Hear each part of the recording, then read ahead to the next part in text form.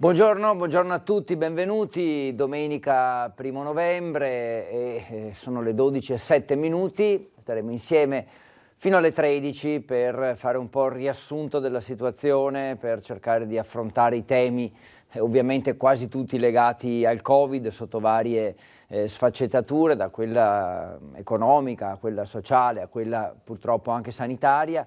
Cercheremo di fare un po' il punto della situazione, andando a rivedere anche quello che è accaduto nelle scorse ore. La notizia principale, perché è quella più fresca, viene dai i numeri del bollettino di Azienda Zero, che vi mostro subito, così ci aggiorniamo per quanto riguarda le cifre, che sono insomma numeri importanti, perché da ieri sera a questa mattina si registrano 1437 nuovi casi positivi, spiccano i 445 della provincia di Vicenza e poi attorno ai 200 Padova, Treviso, Venezia e Verona, un po' meno, attorno ai 60 Belluno e Rovigo, e quindi insomma queste sono un po' le cifre. Andiamo a vedere anche i ricoveri, che sono come sempre una cartina di tornasole importante e che ci dicono che per quanto riguarda i ricoveri non in terapia intensiva c'è un aumento di 7 rispetto a ieri sera, quindi 7 ricoverati in più e 4 ricoverati in più invece in terapia intensiva.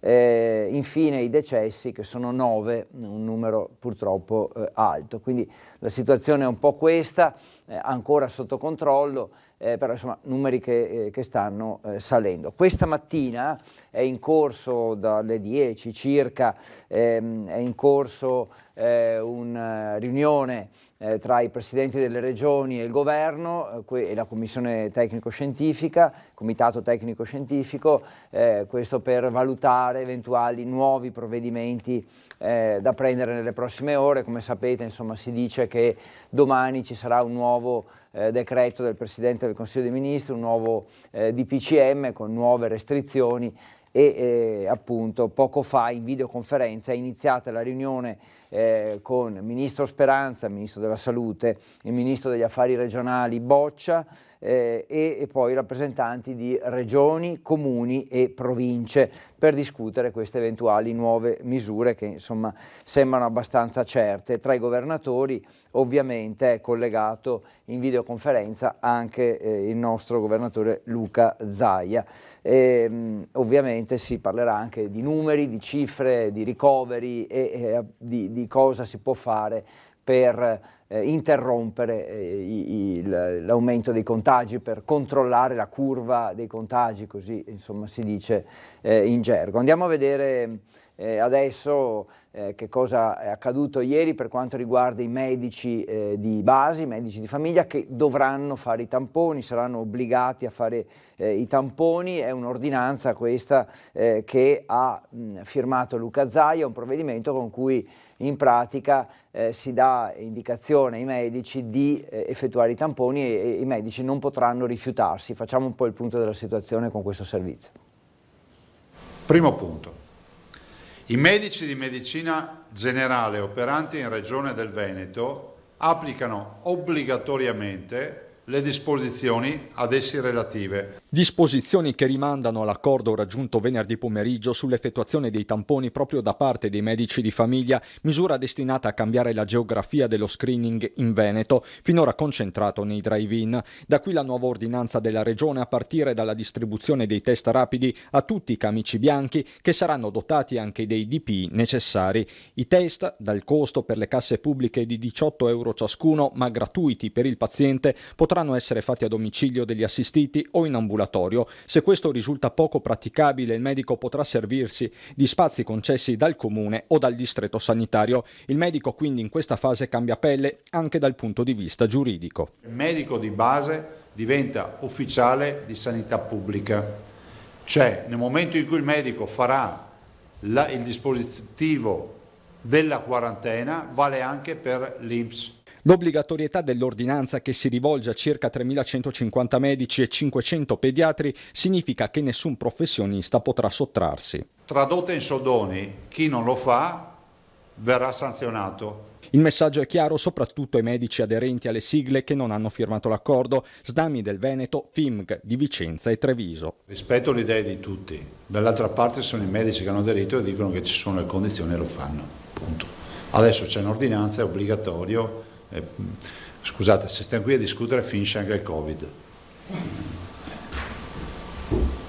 Non c'è nessuna contrapposizione, noi ringraziamo tutti i giorni i medici di base che stanno facendo un lavoro anche loro eroico in un momento difficile, però adesso chiediamo che la fase di testing sia fatta, penso che sia una roba ragionevole, non stiamo chiedendo di tagliarsi le vene e donare sangue. È remunerato l'accordo, dobbiamo riconoscere fino in fondo il sacrificio che viene chiesto a un medico, anche da un punto di vista organizzativo, scusami, però è pur vero che davanti a questa difficoltà, a questa crisi, ai cittadini dobbiamo tutti assieme erogare il servizio. Ma un'altra ordinanza allo studio della Regione potrebbe riguardare i centri commerciali. Stiamo pensando a delle misure, ma come ripeto, in questa fase non di coercizione delle attività produttive, ma di coercizione di quello che è l'assembramento inutile. Lo struscio in un centro commerciale non serve farlo. E in tempi di Covid meglio rinunciare anche ad alcuni imminenti riti.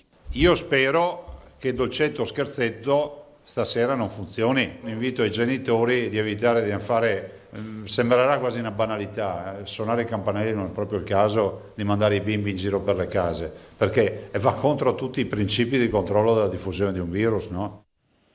Ovviamente quest'ultima dichiarazione di Luca Zaia era riferita a ieri sera con la festa di Halloween, insomma speriamo che effettivamente le famiglie abbiano raccolto l'invito del governatore, che ieri sera non ci siano stati assembramenti di alcun tipo relativi ad Halloween.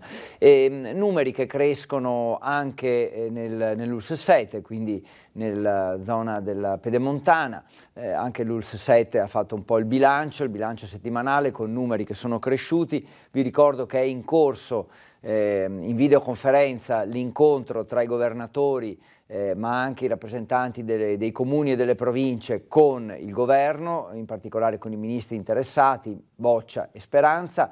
Ve ne daremo conto, insomma stiamo aspettando che ci siano novità, anche perché l'incontro è iniziato da poco, da quello che abbiamo capito attorno alle 10, quindi un paio d'ore fa, non si sa bene a che ora finirà, ma insomma tra poco cominceranno a trapelare le prime informazioni. È tutto legato al DPCM che dovrebbe essere varato domani, quindi un nuovo decreto con misure restrittive per bloccare la curva. Si parla anche della didattica a distanza estesa, si parla di orari dei negozi, si parla insomma di vari argomenti. È inutile parlare per il momento del nulla, nel senso che ancora non c'è nulla di definito, ma appena insomma sarà addirittura d'arrivo questa riunione in videoconferenza, certamente poi avremo delle notizie più precise. Dicevo dell'ULSS 7 Pedemontana, punto della situazione anche qui con i dati della settimana, dati che sono ovviamente purtroppo aumentati. Vediamo. L'ultima settimana di ottobre ha fatto registrare anche nel Bassanese un'impennata della curva dei contagi da coronavirus. Da poco meno di 3.000 casi attualmente positivi venerdì 23 si è arrivati a 4.163, il doppio rispetto alla fine di settembre. Ancora più evidente e preoccupante la crescita dei ricoveri, raddoppiati in appena 7 giorni da 49 a 97, distribuiti nei nosocomi di Bassano, Sant'Orso e Marostica. 69 sono in area non critica, 14 in terapia semi-intensiva, 4 in intensiva. Le code al punto tamponi del San Bassiano che si sono verificate venerdì fino a tarda serata non hanno riguardato la giornata di sabato, quando la situazione che abbiamo verificato era molto tranquilla. L'orario di accesso 7 giorni su 7 è dalle 6 alle 22 e per una migliore gestione dei flussi attesi dalle previsioni sono in arrivo 2 pattuglie mediche dell'esercito che entreranno in servizio all'inizio della nuova settimana. Ecco, quindi avete sentito la situazione per quello che riguarda la Pedemontana, la zona della Pedemontana. Sono le 12:16, siamo in attesa di sapere come è andata o come sta andando la riunione in videoconferenza con Roma dei governatori, quindi anche di Luca Zaia, perché insomma da questo dipende anche il decreto di domani.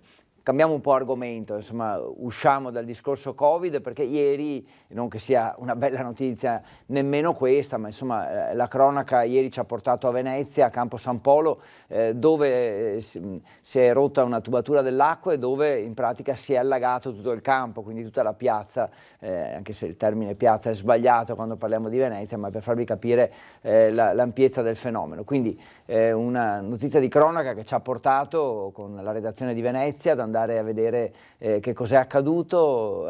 Andiamo a Campo San Polo allora. È evidentemente destino che in autunno, in un modo o nell'altro, Venezia debba finire sott'acqua, e questa volta neppure il Mose avrebbe potuto far molto. Lo scoppio di prima mattina di una grossa tubatura ha letteralmente inondato Campo San Polo, dopo Piazza San Marco il più grande campo di Venezia. La forza dell'acqua ha avuto una potenza tale da sradicare i masegni e sommergere l'intera area. Ho fatto la calle qua, Calle Cavalli, e praticamente c'era non so, mezzo metro d'acqua. Ho detto cavoli, ma acqua alta no? E allora mi sono girato e ho capito che c'era una tubatura scoppiata in campo. Per i residenti non è restato altro che tirare fuori quegli stivali che con l'entrata in funzione del Mose si pensava di non usare più. Abbiamo visto l'acqua che entrava in canale, sembrava un torrente e basta. Sentivamo il rumore del torrente, che l'acqua defluiva nel canale. Cosa avete pensato? Un danno. Per i passanti, tra cui peraltro nonostante tutto continuano ad esserci diversi turisti, l'allagamento di Campo San Polo rappresenta una curiosità da riprendere col cellulare, ma per chi qui ha un'attività di ristorazione che col nuovo DPCM anti-Covid deve chiudere alle 18, la giornata è persa. Per noi il servizio del pranzo di sabato e di domenica magari sono gli unici incentivi, insomma, a tenere aperti, e purtroppo gli unici prenotati erano oggi, e come potete vedere, insomma, amen, ci mettiamo una pietra sopra. C'è anche chi ha comunque tentato di portare a casa la giornata, come il parrucchiere di Rio Terra Sant'Antonio. Stiamo da stamattina che andiamo avanti con i stivali e prendiamo in braccio la gente, sperando che arrivino più presto. Diciamo che i clienti vi danno un colpo di telefono e voi andate a prenderli a braccio. Sì, andiamo giù in fondo dall'altra parte, ma il discorso è che è un disagio, anche questi giorni che dovremmo lavorare un po' di più perché forse ci chiudono, e invece senza acqua. Già, perché il cliente lo si può anche portare in spalla, ma se poi dal rubinetto non esce niente, lavorare non è facile. Attorno a mezzogiorno comunque le acque iniziano finalmente a ritirarsi, rivelando il profondo e impressionante squarcio provocato dall'esplosione della conduttura. Tutto attorno alla voragine aperta dall'acqua un fitto strato di fango ricopre i masegni. Abbiamo la spiaggia però adesso in Campo San Polo, quindi è una consolazione. Sì, se ci fosse il sole, un paio di sdrai, un ombrellone, potevamo anche inventarci qualcosa oggi, insomma. Invece niente. Quello è, invece niente. Un po' di ironia, insomma, in questo momento così difficile non fa neanche male. 12:19. Allora comincia a trapelare qualche notizia dalla riunione in corso in videoconferenza tra i governatori, ma anche i rappresentanti di comuni e province con Roma e con il governo. Una delle ipotesi prospettate da alcune regioni, in particolare, secondo quanto si apprende da Lombardia, Piemonte e Liguria, è quella di limitare gli spostamenti degli over 70, cioè quindi diciamo limitare gli spostamenti di chi ha più di 70 anni per cercare di ridurre la diffusione del virus. Questa è una delle prime indiscrezioni che arrivano da questa riunione in corso. Domani a Vicenza, altra notizia che insomma è comunque collegata al coronavirus, ma è una notizia tutto sommato direi anche positiva, ci sarà il concorso che a partire dalle 9 accoglierà, non si sa ancora quanti, ma insomma ci sono 550 persone che si sono iscritte al bando di concorso indetto dall'IPAB di Vicenza per l'assunzione a tempo indeterminato di 15 operatori sociosanitari. Domani ci saranno le prove scritte, abbiamo lavorato nei giorni scorsi per garantire tutti i protocolli di sicurezza, dice il direttore dell'IPAB, quindi ingressi scaglionati, 550 iscritti, se ne attendono almeno 300 comunque, quindi non tutti ma almeno 300, e quindi questa è sicuramente una notizia, che sono posti di lavoro che arrivano e quindi la possiamo considerare positiva. Sono le 12:21, ci fermiamo per un attimo, poi torniamo, magari così avremo anche altre notizie relative all'incontro in corso tra i governatori delle regioni e il governo per decidere quali misure varare da domani. A tra poco.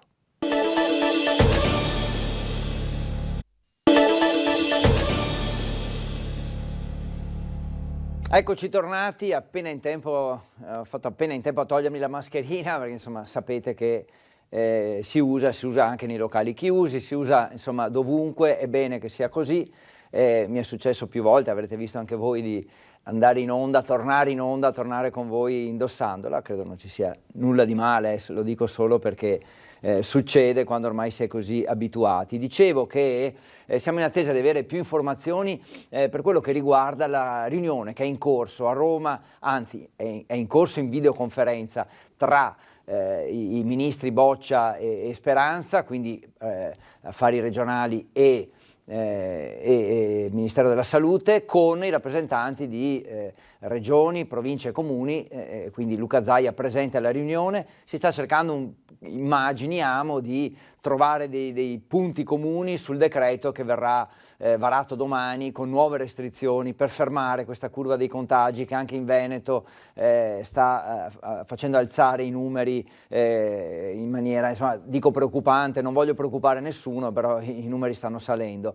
Una delle dei provvedimenti che potrebbe essere preso domani è quello di limitare gli spostamenti degli over 70, cioè di chi ha più di 70 anni. Limitare vuol dire cercare a chi ha più di 70 anni di tra virgolette costringerlo a rimanere a casa. Ci sono anche misure per quello che riguarda Vicenza, perché a Vicenza ci saranno misure comunali straordinarie per il contenimento dei contagi. Allora, in pratica cosa è successo? Che il direttore generale dell'ULSS 8 Berica ha scritto una nota ai sindaci dei comuni di Arzignano, Valdagno, Chiampo, Trissino, Cornedo Vicentino, Castelgomberto e Brogliano, una lettera del direttore generale Pavesi che dice che la situazione, insomma, ha un numero di positivi superiore rispetto alla media dell'ULSS 8 in quei comuni, e quindi insomma i sindaci devono coordinarsi per prendere dei provvedimenti, chiamiamoli straordinari, per contenere il contagio. Allora insomma si parla di mercati settimanali, di aree gioco attrezzate, del catechismo, delle riunioni delle assemblee, dei centri culturali e ricreativi, biblioteche, uffici comunali, insomma su questi temi si prenderanno delle decisioni, chiuderli o sospenderli o limitarne, diciamo, in maniera pesante l'accesso. Torniamo a vedere, ve l'ho mostrato all'inizio di questa nostra chiacchierata una ventina di minuti fa, ma ve lo rimostro, il bollettino di Azienda Zero, quindi i dati relativi ai positivi da ieri sera, dalle 17 di ieri, sono saliti di 1437 unità, quindi questo è il numero di aumento della notte, e vedevamo prima insieme a voi che il numero più alto è della provincia di Vicenza con 445 positivi, la metà, quindi attorno ai 200, per quello che riguarda Padova, Treviso, Venezia e Verona, che sono attorno ai 200, poi numeri più bassi, ma comunque in proporzione al numero degli abitanti, numeri comunque alti. Per Belluno e Rovigo siamo attorno ai 60.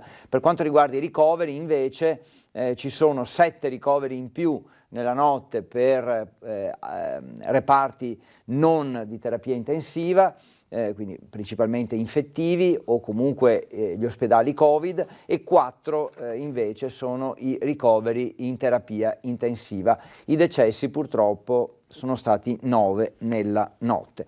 Abbiamo anche il sottosegretario del Ministero dell'Interno, Achille Variati, che è intervenuto sulla questione dell'epidemia e sulle manifestazioni di piazza, perché in questi giorni molte manifestazioni di commercianti, professionisti che protestano contro le misure dell'ultimo decreto, che domani probabilmente sarà sostituito da uno nuovo, e quindi sentiamo un po' Qual è il commento di Variati su queste manifestazioni di piazza?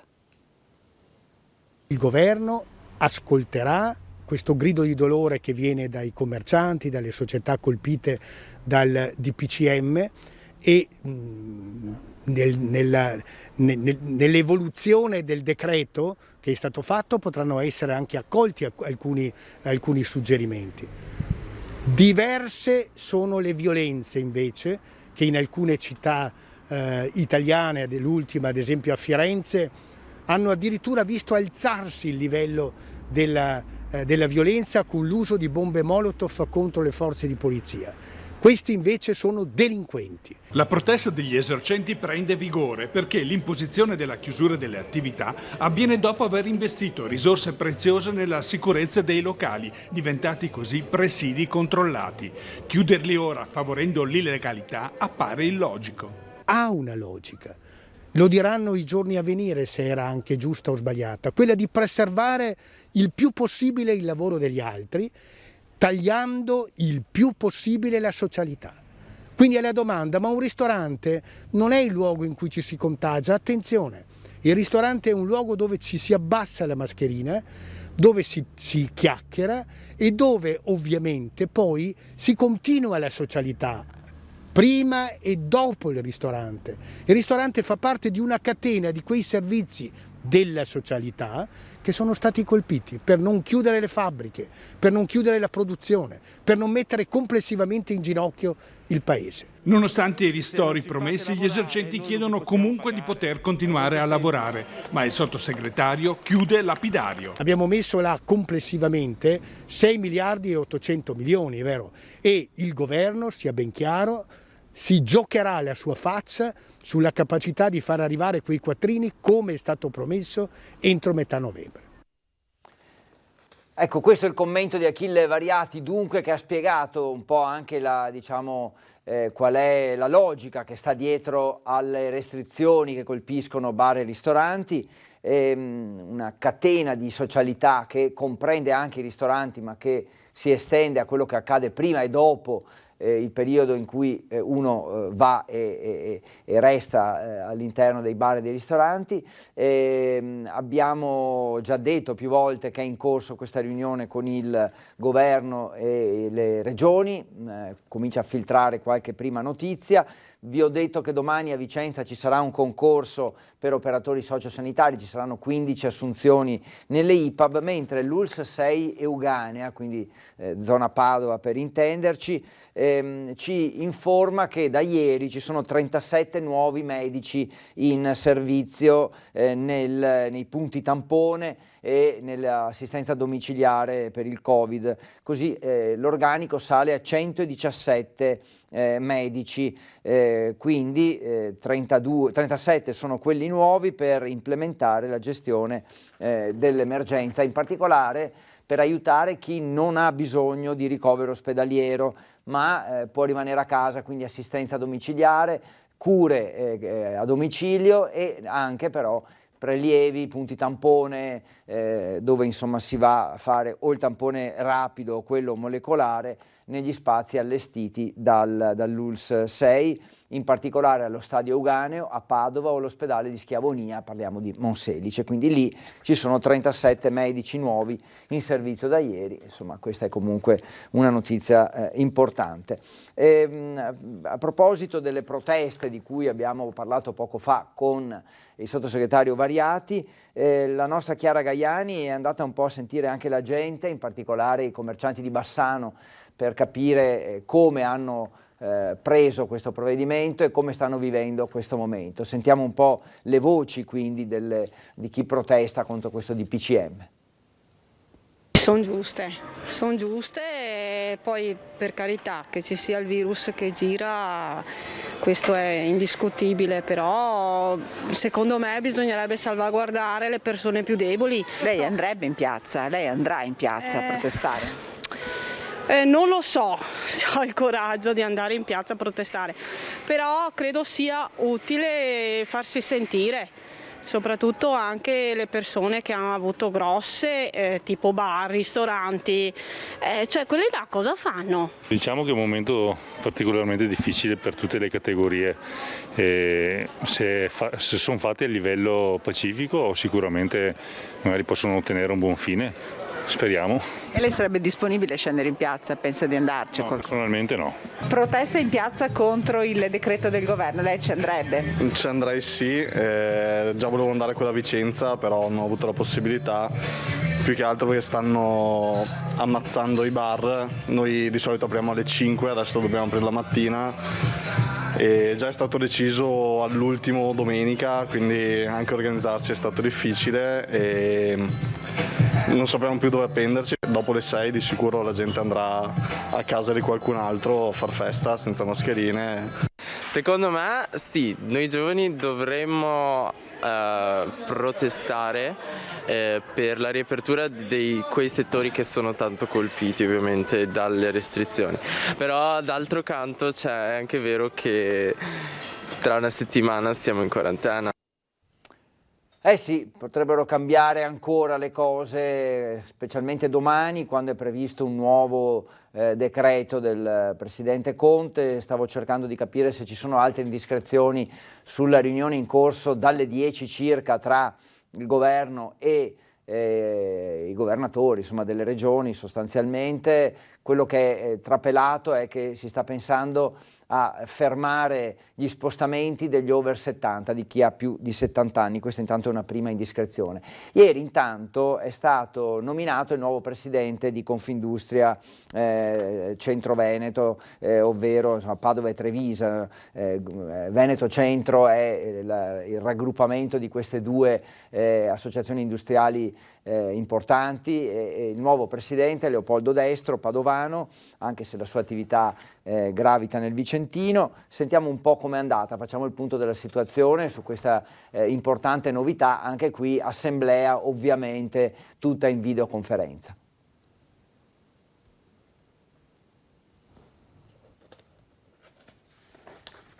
Lockdown penso che non possa essere sostenibile e quindi io mi auguro che non si vada in questa direzione. Non ha dubbi, a pochi minuti dall'elezione presidente degli industriali di Padova e Treviso, votato dal 96,5% degli imprenditori, Leopoldo Destro. Guiderà Assindustria Veneto Centro per i prossimi 4 anni. Un'elezione condizionata dal Covid, con l'assemblea generale in parte privata e in collegamento da remoto e il voto su piattaforma protetta. Il primo presidente della più importante Confindustria del Veneto, la seconda d'Italia, 3.500 imprese, 170.000 collaboratori, fa il punto sulla situazione presente. Le aziende avevano reagito, le perdite si erano ridotte nel terzo trimestre con il ritorno alla produzione. Sempre purtroppo con il segno negativo, perché non dimentichiamo questa pandemia nel primo trimestre ha avuto un impatto importante per le nostre aziende. Il segno rimane negativo, ma in miglioramento rispetto al semestre precedente. Chiaro che ora con questo nuovo aggravarsi della situazione è tutta in divenire. Nonostante tutto, le imprese guardano avanti. I punti su cui lavorare per il neopresidente, 47 anni, seconda generazione dell'impresa di famiglia, sono questi. Penso che i temi della digitalizzazione, della sostenibilità, del capitale umano, dell'Europa e dell'internazionalizzazione e delle infrastrutture sarà fondamentale da affrontare e dovremo avere la forza di affrontarlo in maniera competente a fianco a tutti i nostri imprenditori. C'è anche la cronaca, un intervento del soccorso alpino questa notte, attorno a mezzanotte e mezza, la notte scorsa. Il soccorso alpino della Val Biois è stato allertato per un ragazzo che si era sentito male in una delle baite della Val Fredda. È un 23enne di Falcade che aveva avuto un malore, era caduto a terra, aveva sbattuto la testa, perdendo i sensi e riportando una ferita. Siccome non si poteva raggiungere questo luogo se non a piedi, una squadra insieme a un'infermiera si è avvicinata in jeep per poi incamminarsi e raggiungere il posto. Medicato il giovane, che si era ripreso nel frattempo, i soccorritori l'hanno caricato in barella, trasportato al fuoristrada e da lì al rifugio più vicino, dove l'ambulanza della Croce Verde l'ha accompagnato all'ospedale di Agordo. Questo è quanto accaduto la notte scorsa in Baita, quindi insomma stiamo parlando di Falcade, ma comunque ovviamente delle nostre montagne. Sono le 12:40, volevo parlarvi di Antonio Canova, perché insomma ci sono le celebrazioni per i 200 anni dalla sua morte, con una convenzione tra i comuni di Bassano e di Possagno, però insomma ve lo dico tra poco, ci fermiamo un attimo.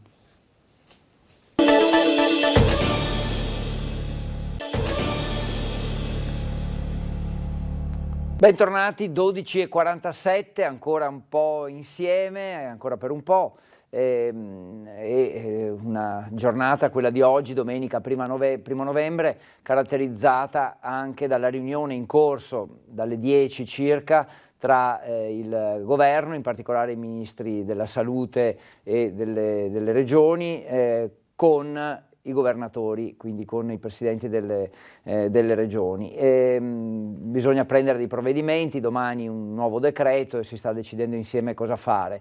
Le indiscrezioni sono poche per il momento, di certo si sta pensando a provvedimenti per limitare gli spostamenti di chi ha più di 70 anni, ma poi Repubblica insomma dice che anticipa che si sta andando verso un provvedimento unico, cioè nel senso che il governo viene chiesto dalle regioni al governo di non lasciare più che siano le regioni a decidere, ma che arrivi proprio da Roma una misura unica per tutti, perché poi è difficile che ogni regione riesca da sola a prendere ulteriori provvedimenti. Quindi ci sarebbe insomma questo scenario di un provvedimento nazionale, ritenendo, dice Repubblica, poco gestibile e inefficiente la via della differenziazione delle misure tra territori. E quindi insomma questo è lo studio basato anche sui numeri ovviamente della pandemia, che non sono numeri per nulla positivi.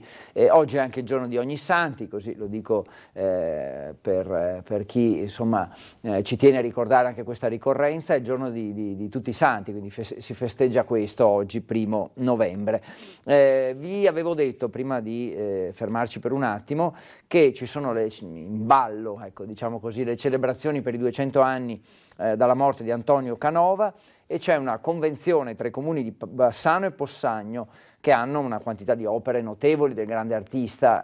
Questi due comuni allora si coordineranno, le iniziative verranno un po' prese insieme, facciamo un po' il punto della situazione. Il 2022 sembra lontanissimo, specialmente in tempi di pandemia, ma in vista del ritorno a una vita normale si lavora su grandi eventi culturali. La dimensione internazionale e il valore di Antonio Canova potranno far fare un grande salto al territorio della Pedemontana, che tra Bassano e Possagno conserva una notevole quantità di opere del grande artista. In vista delle celebrazioni, il municipio di Possagno sposterà la propria sede cedendo gli spazi all'attigua Gipsoteca. Lasceremo questi spazi e noi ci sposteremo come amministrazione comunale proprio per arrivare al 22 pronti a questo evento importantissimo, a questa vetrina internazionale che ci vedrà assieme a Bassano fulcro della realtà canoviana internazionale. A Bassano è già iniziato il restauro della statua in gesso di Ebe ed è stato già pubblicato l'epistolario canoviano. Tra i due comuni è stata firmata una convenzione. Ci saranno alcune iniziative che verranno poste in essere insieme e ci saranno altre iniziative che invece verranno realizzate dal singolo ente. Una delle prime iniziative sarà una mostra sul restauro della statua di Paolina Borghese, danneggiata in agosto da un turista austriaco. Mi pare che questo primo collegamento fra i due comuni sia il primo passo per la costituzione del Comitato Nazionale, che se anche non dovesse essere concesso dal Ministero, cosa che non credo, può comunque diventare un comitato regionale. È a questo comitato che spetterà il coordinamento delle attività per il centenario canoviano del 2022. 12:51, torniamo a parlare di Covid, siamo sempre in attesa di avere informazioni dalla riunione in corso in videoconferenza tra i governatori e Roma. Dicevo, torniamo a parlare di Covid perché comunque sì, le proteste, diciamo così, si ripetono, si susseguono. Io volevo farvi partecipi della manifestazione che si è svolta a Cittadella Chiara Gaiani l'ha seguita per noi, distanziati con la mascherina, però insomma la protesta in piazza Cittadella c'è stata, vediamo com'è andata. Distanziati rigorosamente con la mascherina. Poco dopo mezzogiorno, piazza Piero Bona Cittadella ha accolto il silenzio degli innocenti. Flash mob di protesta delle partite IVA dell'Alta Padovana, sostenuto dai circoli e dai consiglieri di Fratelli d'Italia. Abbiamo dato voce a tutti gli imprenditori della zona del cittadellese. Ricordiamo che in tutta l'Alta Padovana nel corso degli anni si sono istituite partite IVA e l'imprenditoria qui è di qualità e di quantità. Con loro l'assessore regionale al lavoro Elena Donazzana e il consigliere regionale Enoch Soranzo. Le ore 18 è incomprensibile, questi operatori hanno chiesto certezza nei ristori, ma il decreto ristoro non ci fa ben sperare. Se è vero come è vero che addirittura ancora il decreto rilancio non ha coperto tutta la cassa integrazione per gli artigiani. Allora questo è un governo che sta prendendo in giro e questo è il malessere principale. E hanno poca chiarezza perché ogni 4 giorni fare un decreto vuol dire non avere idea di dove si sta andando. Ancora una volta il governo e Stato si fanno trovare in ritardo e non puntuali con una struttura che potesse reggere questo momento difficile per i nostri territori. Questo è accaduto a Cittadella, dunque vi mostro nuovamente il bollettino di Azienda Zero che è arrivato per aggiornare e fotografare la situazione a questa mattina alle 8. Il numero dei nuovi positivi è di 1437 da ieri sera a questa mattina, suddivisi tra le varie province. Spiccano i 445 casi della provincia di Vicenza e gli circa 200 di Padova, Treviso, Venezia e Verona, meno 60 circa a testa tra Belluno e Rovigo. È anche vero insomma, che molti di questi sono asintomatici, ma ci sono dei ricoveri, andiamo a vedere insieme, i ricoveri sono 7 in più in terapia non intensiva e nei reparti insomma, non di terapia intensiva e 4 invece nei reparto di terapia intensiva dei vari ospedali. 9 i decessi. Proteste ancora, dicevamo, mentre continuano ad arrivare notizie su questa riunione in corso tra il governo e le regioni, ma si continua a parlare della stessa proposta, cioè di quella di limitare gli spostamenti di chi ha più di 70 anni, proposta che arriva soprattutto da Lombardia, Liguria e mi pare Piemonte, e poi un po' tutte le regioni chiedono a Roma che sia il governo a varare una norma nazionale senza lasciare troppo margine di discrezionalità alle regioni. Questo però è niente di più al momento trapela. Dicevo delle proteste, ne abbiamo parlato, vi abbiamo dato conto di varie proteste in corso o che ci sono state in questi giorni. Aggiungiamone una, quella di Jesolo, dove ci sono imprenditori, lavoratori di vario genere. Ovviamente a Jesolo è un po' una situazione emblematica perché coinvolge anche pesantemente il mondo del turismo, il settore del turismo, e allora vediamo cosa è successo in questa manifestazione di Jesolo. Io, essendo un contratto a tempo determinato, quindi non rientro in nessun Uniliva, in nessun Atteco, in niente, non ho percepito niente da marzo. Tutti i bonus, tutto mi è stato negato dall'INPS. Come me, 1.000 persone. C'è chi da mesi non percepisce nemmeno €1, ma anche qualcuno che alla fine è riuscito a limitare i danni di un'annata comunque disastrosa tra le circa 400 persone, imprenditori e lavoratori di vario genere, tra cui diversi stagionali, che hanno manifestato in piazza Kennedy a Jesolo dopo le nuove limitazioni imposte dall'ultimo DPCM.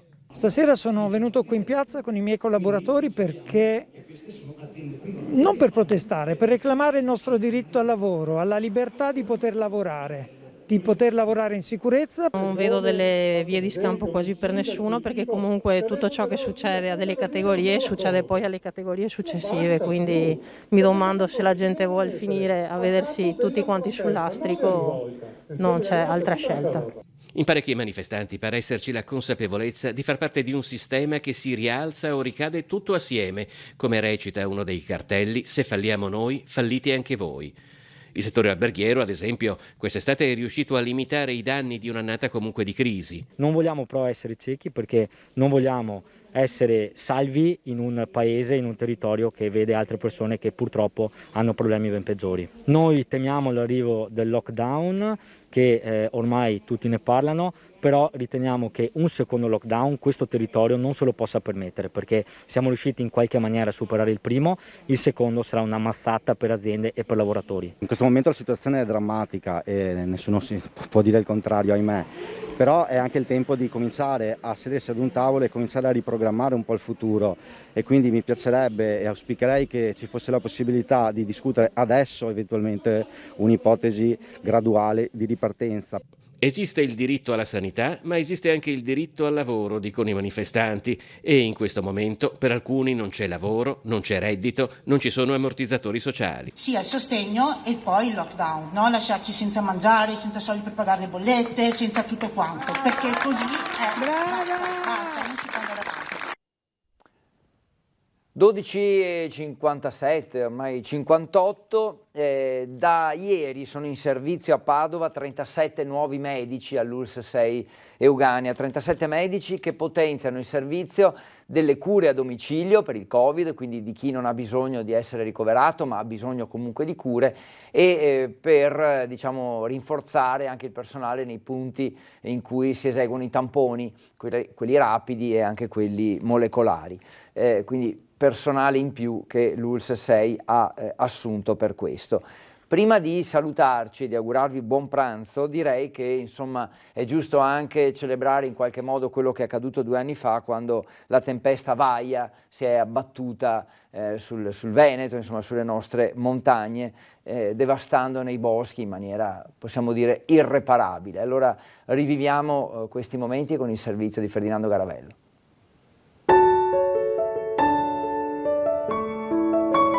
Sono passati 2 anni da quando la tempesta Vaia è passata sulla piana di Marcesina e con la sua mano di gigante ne ha cambiato il volto.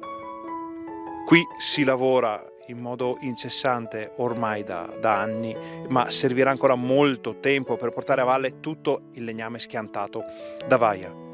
E molti degli alberi abbattuti dalla tempesta rimarranno dove sono, perché è impossibile raggiungerli. Quel che resta da capire è cosa si farà di queste immense ceppaie come quella che vedete alle mie spalle.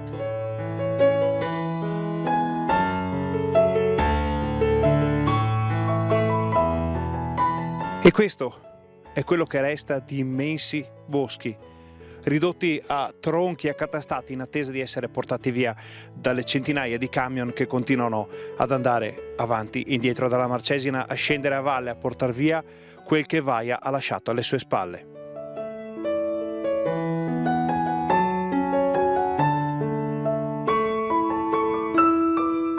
Le malghe sono chiuse e le vacche ormai sono al caldo nelle stalle, in attesa di poter tornare in questi luoghi magnifici dove l'unico rumore è quello dei camion che portano via il legname e dei lavori forestali.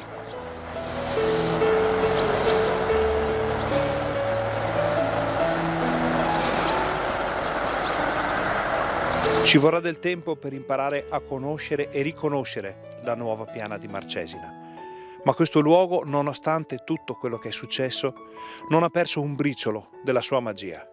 E poi, come dice un vecchio proverbio dell'altopiano, 7 volte bosco, 7 volte prato, poi tutto tornerà come era stato.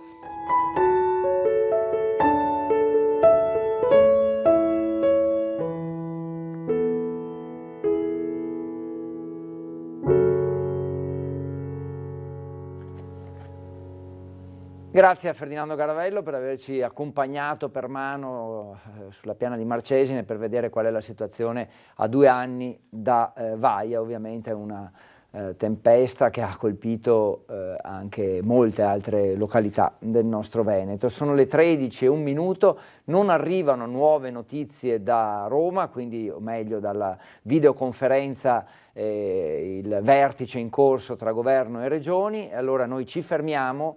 vi auguro buon pranzo e naturalmente vi do appuntamento nel pomeriggio con tutte le nostre trasmissioni e con poi l'informazione a partire dalle 18:50. Ci ritroviamo per riassumere quello che è accaduto durante la giornata di oggi. Buona festività di Ognissanti e buon pranzo a tutti.